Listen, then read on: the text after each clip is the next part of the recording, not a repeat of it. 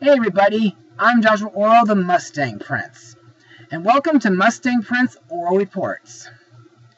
Now, as most of you know, most of what we see on TV or at the movie theaters are based on books. Back in the old days, before movies were ever made, books were a way of opening up your imagination.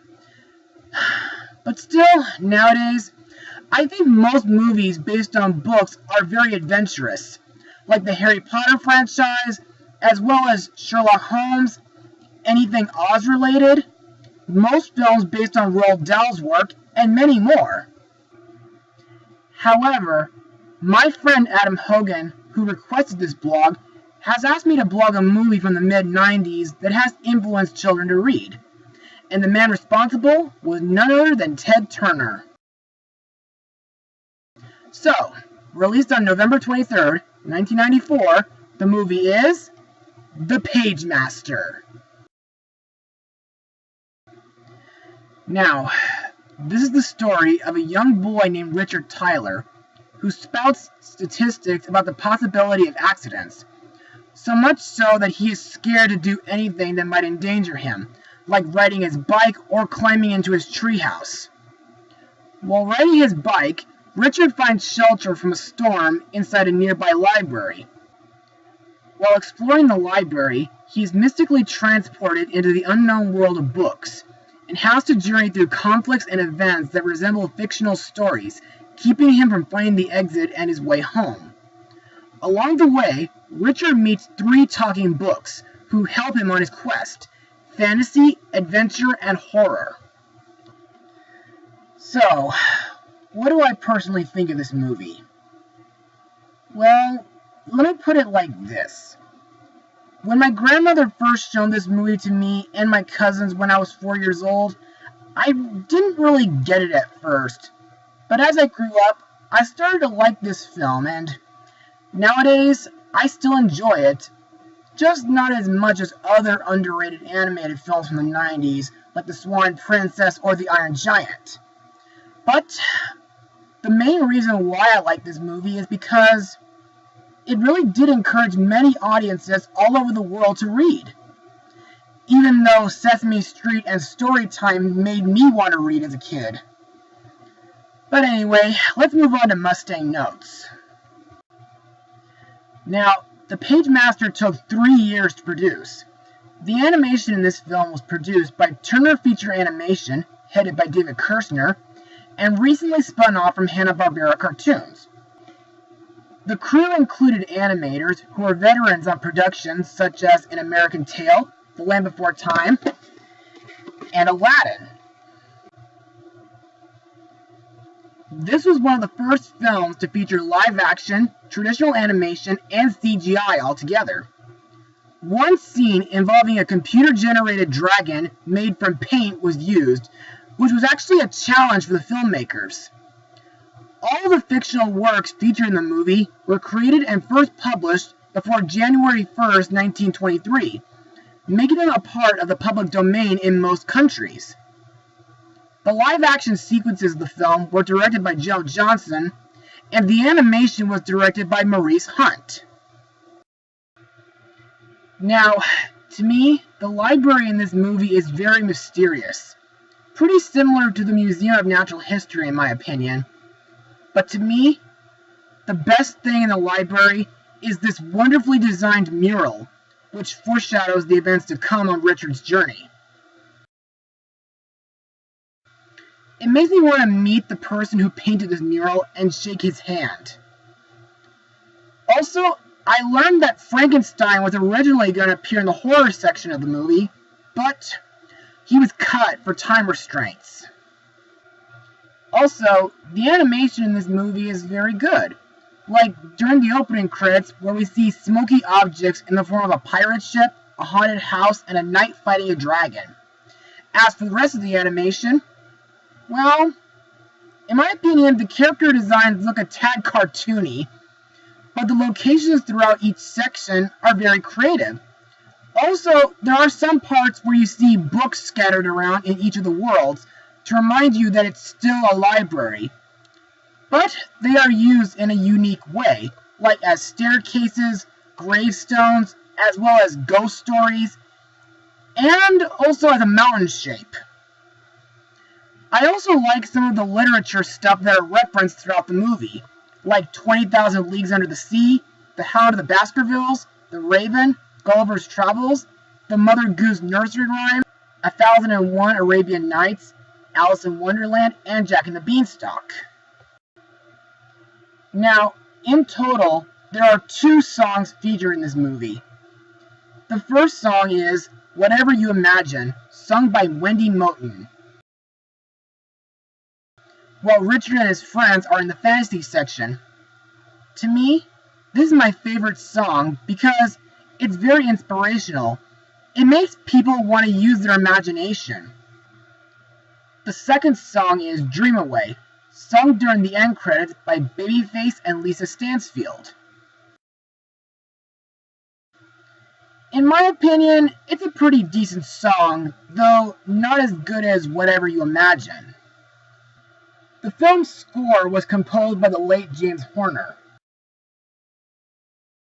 who has composed music for films like Titanic, Balto, An American Tail, The Land Before Time, and Star Trek II. Speaking of which, this movie is packed with Star Trek references, as well as references to The Wizard of Oz. Anyway, now that we're done with Mustang notes, let's talk about the characters and their voice actors. Now, let's start with our main character, Richard Tyler, played by then popular child star actor Macaulay Culkin. Best known from the first 2 Home Alone films and Richie Rich. As mentioned earlier, Richard is a young 10-year-old boy who seems to have a fear of everything and runs his life based on safety statistics, which causes his parents to worry about him and kids in the neighborhood to pick on him. In my opinion, Richard is a tad relatable. I mean, I was scared of a lot of things when I was his age, but I was never obsessed with statistics. Next is the librarian, Mr. Dewey, played by Christopher Lloyd, who has been in films like Who Framed Roger Rabbit, the Back to the Future trilogy, Anastasia, DuckTales the Movie, and R.L. Stine's Haunted Lighthouse. In my opinion, this guy is a tad eccentric, but on the other hand, Mr. Dewey has a talent at guessing what people need, and he's very helpful when directing Richard to the phone booth. In addition, he tells Richard to follow the exit sign if he gets lost. Remember this, folks. Also, is it just me, or is his entrance pretty similar to Ollivanders from the first Harry Potter movie? Christopher Lloyd also voices the Pagemaster, the keeper of the books and guardian of the written word. While the Pagemaster is not in too much of the movie, the reason why he sends Richard on this journey is for him to face his fears. He also gives Richard advice that, when in doubt, he must look to the books for help if he gets stuck. Next we come to Richard's first supporting friend, Adventure, voiced by Patrick Stewart, who has been in films like In Search of Dr. Seuss, TMNT, Legends of Oz, Bambi 2, Nausicaa of the Valley of the Wind, and Romeo and Juliet. Adventure is a swashbuckling gold adventure fiction book, resembling a stereotypical pirate. To me, Adventure is a real badass character, but he can be a jerk sometimes, like when he casts horror aside. Next up is Fantasy, a fairy-style lavender fairy tale book voiced by Whoopi Goldberg, who has been in Golden Dreams at Disney California Adventure, along with The Lion King, Rodgers and Hammerstein's Cinderella, Racing Stripes, The Adventures of Rocky and Bullwinkle, and Rudolph the Red-Nosed Reindeer the movie. In my opinion, Fantasy is a sweet character, but she can be aggressive and hot-headed. However, my favorite thing that she does is slap Adventure after they kissed during the dragon battle. That almost reminds me of my role as Topper in A Christmas with Scrooge at Musical Theater Village.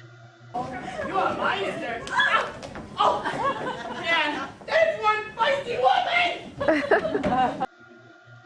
Also, most of Fantasy's lines are pretty fun, but there is one quote that creeps me out, and that is when she straightens out her Little Mermaid underwear.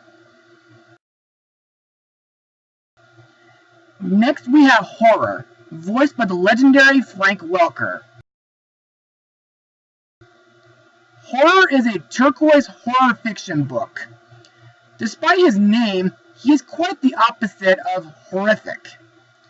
I also think Horror is a kind hunch book, and I think he makes a great friend to Richard and the other two books. Next we come to the famous Dr. Jekyll and Mr. Hyde, voiced by the late Leonard Nimoy, who has been in films like Atlantis: The Lost Empire, Kingdom Hearts: Birth by Sleep, and The Halloween Tree. Now, for those who haven't read the original book, or seen the stage musical, Jekyll is a fictional scientist who turned into the horrific monster known as Mr. Hyde thanks to a science potion. That scene traumatized me as a kid. When Hyde shows his hideous shark-toothed face to the screen, it makes me scream in terror like this. But on the other hand, before Jekyll transformed, he was very hospitable to Richard and his friends when they entered his haunted house. Next we have Captain Ahab, voiced by George Hearn, who's best known as the original Sweeney Todd, as well as being in Annie, A Royal Adventure, and All Dogs Go to Heaven too. Ahab is an almost psychotic whale hunter who is out to kill the white whale Moby Dick. While Ahab appears in one scene, I find it very intense when the background turns red and Moby Dick smashes his and Richard's boats. Next we come to the famous pirate captain in all of literature, Long John Silver, voiced by the great Jim Cummings.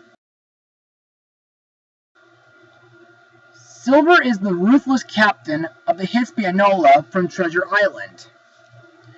I find this pirate to be very despicable when he throws Richard's library card into the sea. But, thankfully, Adventure finds it later. Also, Silver takes Adventure and Richard as hostages when they reach Treasure Island. Also, I think Jim Cummings is just so darn awesome at voicing pirates. Finally, we come to the final obstacle in the movie, the dragon, which I think could be from St. George and the Dragon. Feel free to correct me in the comments if I'm wrong. Anyway, this dragon is very ferocious, like when it traps Adventure, Fantasy, and Horror in a cave, burns Horror, and eats Richard. But thankfully Richard manages to escape from its belly using a beanstalk. And now, let's move on to my final words. Overall, The Pagemaster isn't that bad of a movie, yet it does have several flaws, like the characters looking a bit cartoony. But the positive things I can say about this movie is the animation of the literature worlds, which are very creative. Plus, it's a nice breath of fresh air to watch something traditionally animated these days. But I wish we could have seen more literary characters. I also have to give this movie credit for encouraging many people to go to their local libraries and read some of the classics. The supporting characters, adventure, fantasy, and horror, are memorable and funny, and the main character, Richard, is very relatable while going on a journey to conquer his fears. Plus, Macaulay Culkin does do a great job portraying and voicing him. So, if you'd like to watch a movie that is underrated and packed with literature, be sure to keep your eye out for this movie. But I wouldn't recommend this movie for everybody, though. As for my final rating, I give this film a 70% out of 100. Well, that's it for today, everybody. Be sure to join me again for my next blog. Mustang Power. Open a book and see where it takes you. See the way time flies. Open a book and see how it makes you open up your eyes. Open a book and be transported to a world you never knew. Follow a rainbow till down a windmill, track down a missing clue. Open a book. In between the pages, what wonders you will find. Open a book. Open a book and... Gee, it seems I have a few more days till I leave on my next vacation, and I think I have time for one more blog. But what? Hey, computer, got any ideas of what I can blog next before I leave for Pennsylvania? Wait, are you referring to... Oh, nuts.